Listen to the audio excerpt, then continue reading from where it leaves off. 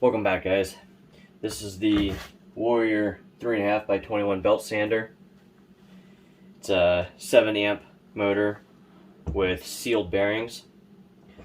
It has 6 speeds. Controllers right here, 1 through 6.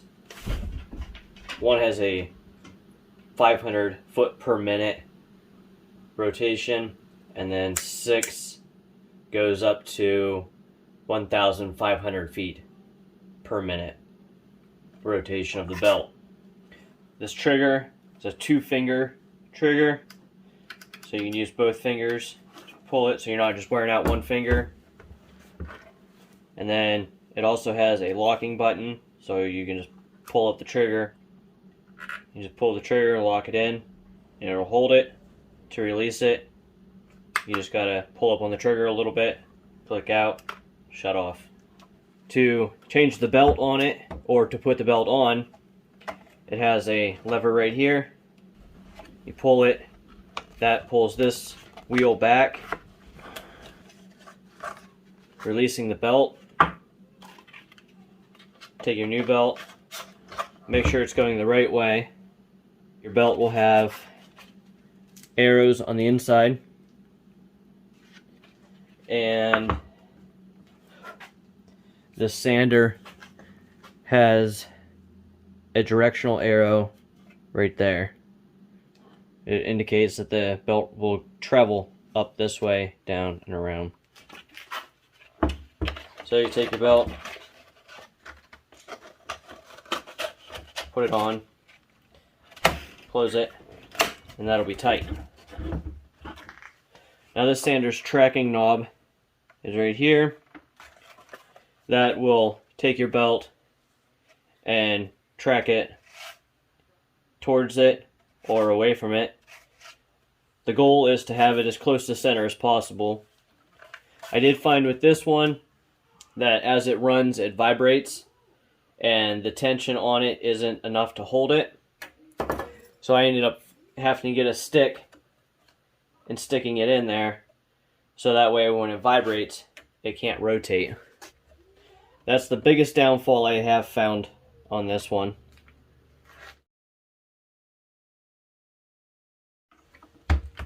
This sander comes with a dust collector bag.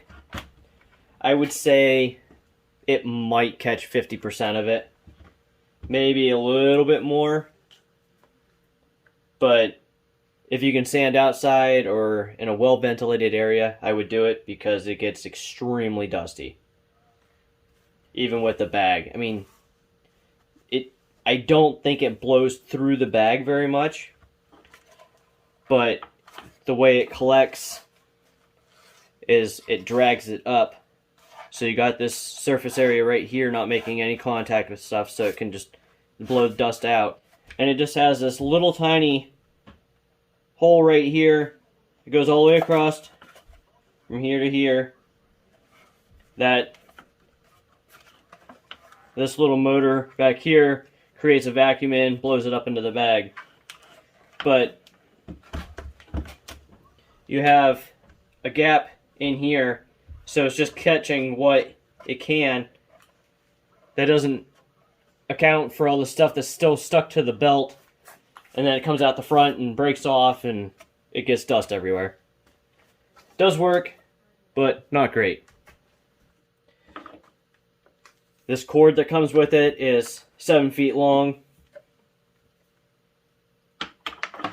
It comes with one belt. It claims it's 120 grit, but comparing it to an 80 grit Diablo, it's closer to the 80 grit than it is probably 120. I don't have 120 here to compare it to, but comparing on roughness, I want to say it's a lot closer to an 80.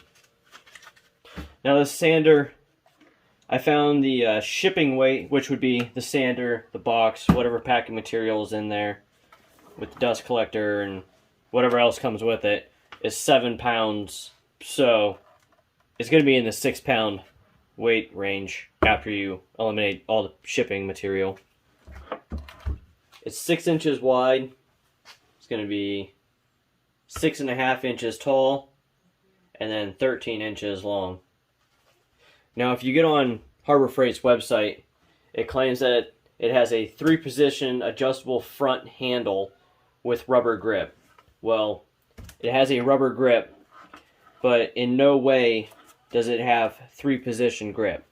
Unless it's talking like you hold it like that, you can hold it like that, and I don't know, maybe if you're a lefty or opposite gripped it. And it also claims that this speed adjuster wheel is good for left-handed and right-handed. Well, if you're going to run it with your right hand up front, I mean, I guess maybe if you were going to control it with your pinky. But if you have your left hand up front, then you can run it with your thumb.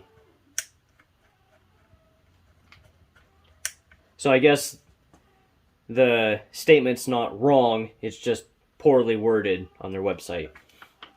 This sander has had plenty of power. I've been working on these boards with 80 grit, really putting some weight into it. I got some bows in it that I'm trying to cut down on, and I've never bogged it down yet, which I was kind of expecting to, because even with like a little palm sander or something, you know, put a little extra weight on it, it bogs down a little bit, and this one doesn't do it. I'm sure if you put a ton of weight on it, you could get it to bog down, but you're not going to do that. I mean, you burn up your motor. Alright, so now let's take a look at this tracking lever.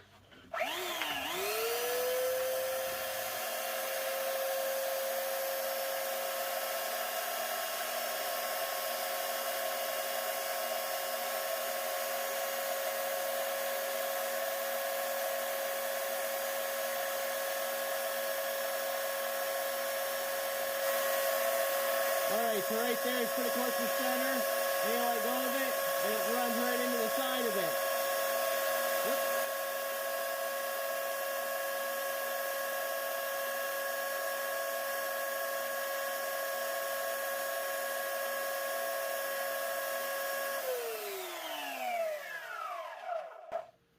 And that's why I ended up sticking the stick in it.